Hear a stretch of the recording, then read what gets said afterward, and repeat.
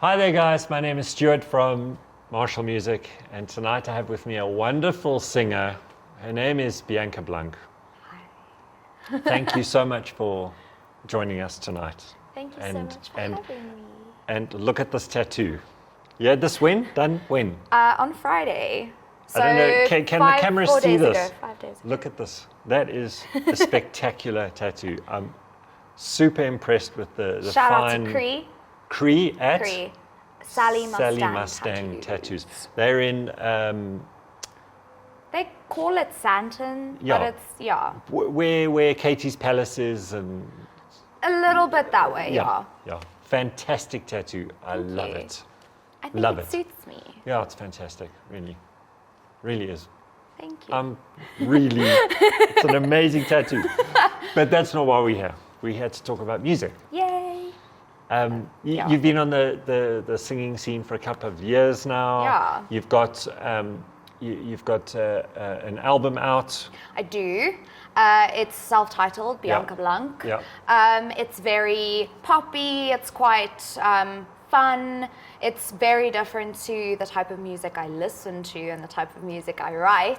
Yeah. But I think it turned out really, really well for a first try. Okay, cool. Well, we will put the link to the description where you can download the album and become a fan because she is amazing. Oh, thank you. Let's backtrack a bit. And how did you get into music and singing? Do you come from a musical background? Family? Not actually. My dad always brings it up that he was in the Drakensberg Boys Choir. He's very proud of that. That is something to be proud of. It is something really cool. Yeah. But my mom never sang or played music. My dad was in the choir. That's basically it. I was just raised on really, really good music. We would, on a Sunday, my dad would put a chicken in the Weber or something, and we'd play darts and we'd listen to like My Chemical Romance and like the Beatles and AC/DC and stuff like that, and that was what I grew up with. Also really incredible South African musicians, Karen Zoid, WONDERboom, stuff like that, and I was raised listening to really cool music, and I think that had a very big impact. Yeah. Super important. It is. It does. It literally shapes your life, the music that you listen to. Definitely. You know, and so you're lucky to have, groovy parents who gave you the right musical upbringing. Yeah, definitely. I think if I had more conservative parents, I think me as a person, I would not have turned out as well as I did. Absolutely. I learned how to express myself. I come from a very loving home, parents who love and support me, and that I think is something that not a lot of, especially musicians, have growing up. Yeah. Like parents especially, they always tell their children, no, music is no career. But to me, my parents always encouraged me, and they paid for my singing lessons, they paid for my guitar lessons. They really supported me. Let's quickly talk about that. They paid for your singing lessons. Now, this is a real irritation in my life, is how many singers don't think they need to go to singing lessons. Now, I get that, singers do what they do and you don't always need to be trained, but going to singing lessons will make you so much. It'll still be you, but you'll be so much better. Let's talk about that. A big, huge part of my singing career has been my voice, obviously. Or my music career rather, has been my voice. And I would not be as far if I were a terrible singer. People don't understand that you can have a good voice and you could have never gotten lessons, but to make yourself really stand out and to take yourself to a whole new level, you have to have had the techniques taught. You have to learn. You have to practice scales. You have to practice different techniques. I'm a vocal coach as well, so I myself have 15 students who I teach, and I try to encourage them to practice as much as possible. Although some people have a natural talent, yeah, of course, you still have to spend the 10,000 hours. And a lot of that comes from actually having lessons, because the person who's giving you the lesson is someone who knows a lot more than you do. And I think you're absolutely correct. They're not going to just teach you how to sing. They're going to teach you performance tips and real world musical tips and tricks. The studio where I'm a vocal coach at, we try What's it called? Studio Shah. How do you spell Shah? C-H-A. Studio Shah. Like Chantal. Okay. We try to teach exactly that. So we teach parts vocal technique.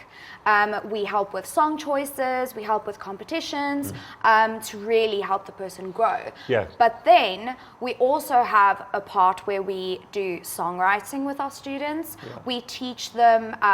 We have a big year-end function where we introduce them to an environment which is almost like the industry.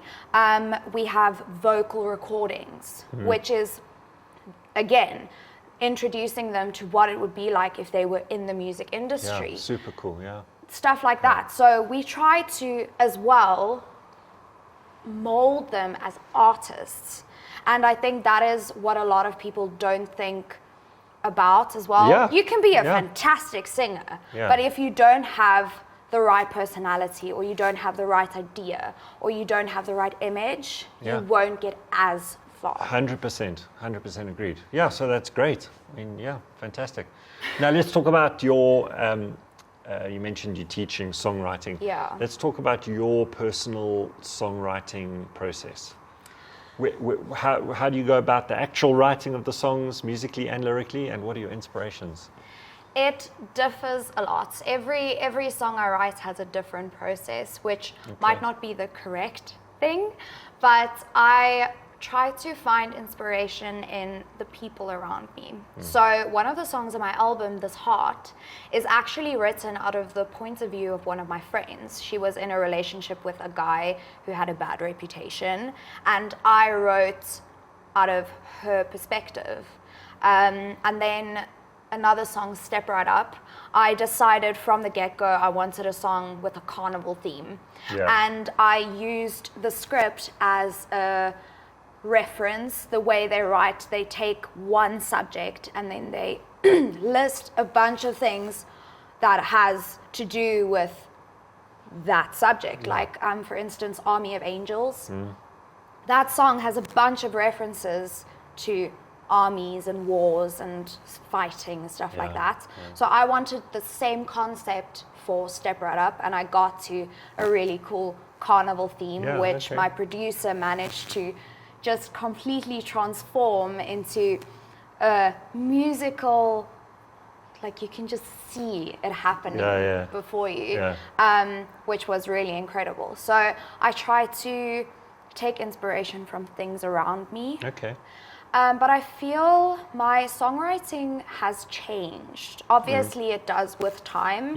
But if I listen to the first stuff I wrote that's on my album, in comparison to the stuff I'm writing now, it's worlds apart. I'm writing a lot more Afrikaans songs now. I'm writing a bit more grown-up content. The first song that I ever wrote, I was 14 years old. So and then it's going to be a bit innocent. Exactly, it's very innocent. And my first single I wrote when I was 16. So obviously it is going to be innocent and cute and whatnot. And now I find myself writing about stuff that is happening around me, stuff that I'm experiencing that not upset me, but make me feel things. But I don't know if that makes sense. deeper content, which is good. It is. I think especially for a musician that's still trying to make her way in the music scene, I think it's good to adapt to what's going on. Absolutely. And I think I did that. I think there's a place in the market for what I'm doing now, and I just need to put myself out there. I'm writing and I'm keeping it to myself for now, but the gap is there for me to be able to say, here. Okay. Yeah. And now you play guitar as well, which we can talk about. You've got a lovely guitar. Thank you. I wonder who sold it to me. Yeah, I know a guy. Do you write? Do you kind of write lyrics first and then put some chords to it, or do you come up with a nice chord sequence first and put lyrics onto it? I mean, did the song start out as poems first? Oh no. No. I am actually a really terrible guitarist. I think I need to go for more lessons. I had a fantastic teacher, and I stopped going to lessons because I thought I knew enough. But hearing other people write, I realized, wow, I really suck.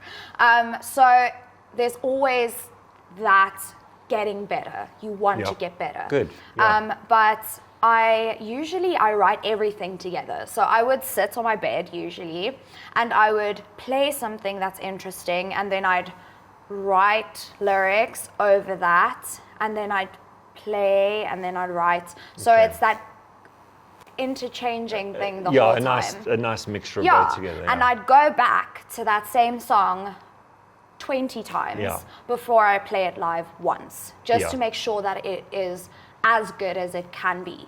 Because I'm not that active when writing. I write maybe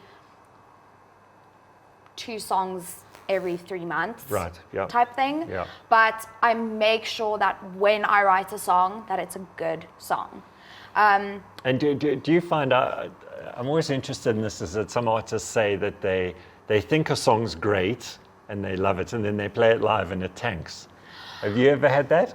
Not necessarily that people didn't enjoy it, but it didn't work for you live. Have you ever found that? I have had songs like that I was really excited about, and they just didn't work. Yeah.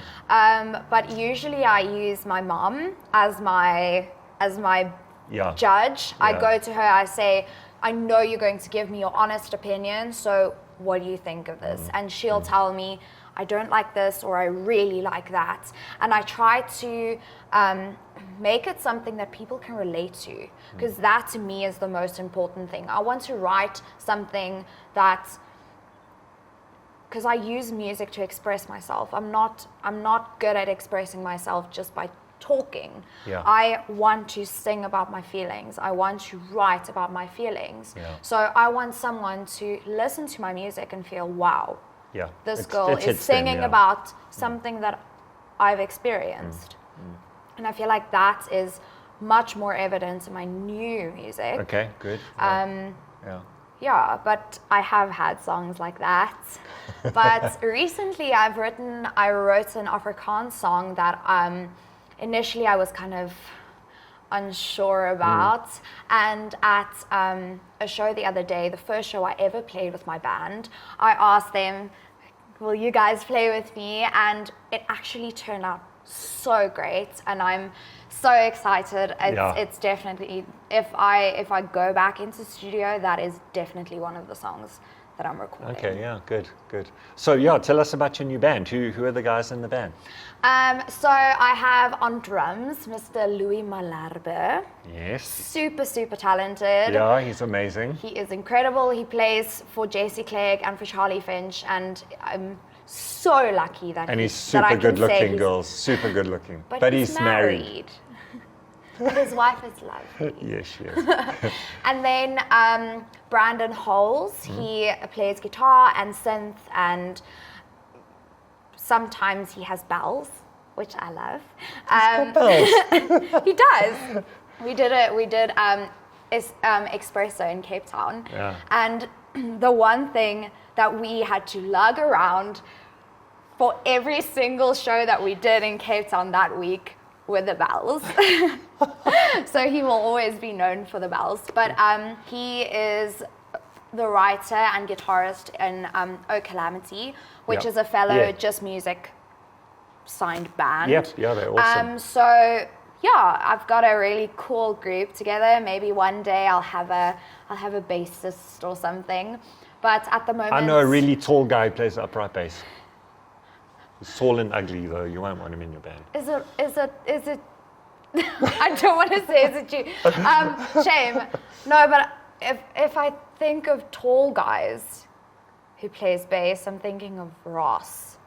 Is it Ross? Yes, he's tall and he plays bass. He was at a show I did the other day. Okay. Yeah. He's very good. I saw them once a long time ago. Yeah. Tell me about your plans for the next 3 or 4 months. What's happening? So I'm trying to get some more gigs with the band, obviously. I'm trying to scale down on solo gigs. Good. It's been 3 years now that I've been on my own, so I want to kind of stray away from that a bit, and I want to market the band more, because to me, the most fun I've ever had on stage was that night with the band. 100%. It's unbeatable. It's incredible to share your music with some other people who are just going to make it even better. And so that's kind of what we're working towards, but all my gigs are on my Facebook page. Okay, yeah, well, let's talk about your social media handles and everything. Are you on Instagram? I am on Instagram at Bianca Blanc Music. At Bianca Blanc Music. Yes. All one word? Or all one word. All one word. All one word. Bianca Blanc Music. Bianca Blanc Music. And then Facebook is also Bianca Blanc Music. Okay. And then Twitter.